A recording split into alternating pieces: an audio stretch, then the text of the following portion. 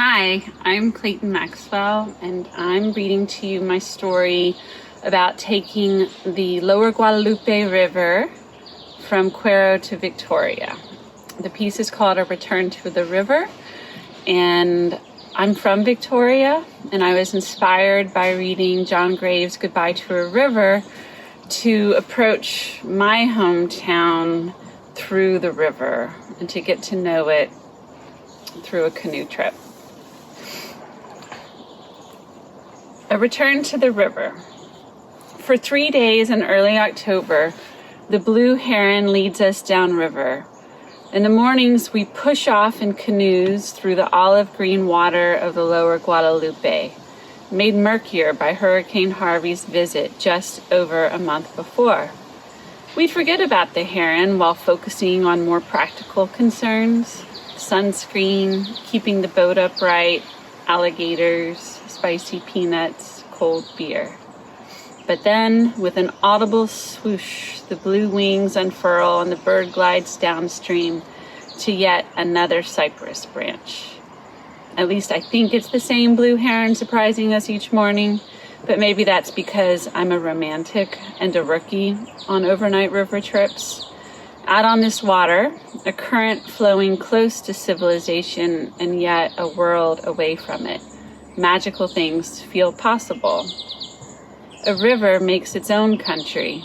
The past loops into the present. New confluences are made.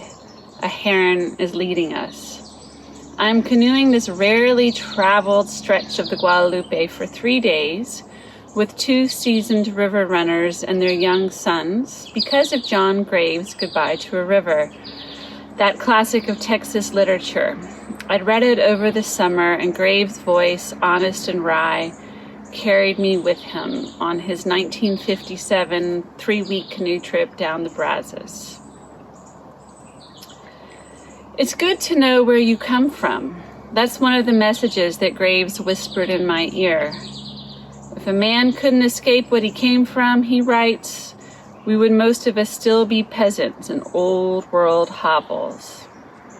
But if, having escaped or not, he wants in some way to know himself, define himself, and tries to do it without taking into account the thing he came from, he is writing without any ink in his pen. What does it mean to take into account the thing we've come from? I grew up in Victoria, Texas, and the stretch of the Guadalupe that flows through the town's Riverside Park was a frequent playground for my sisters and me. Our parents would hold our hands as we stood in the current, toddlers dazzled by sunlit water rushing against our legs.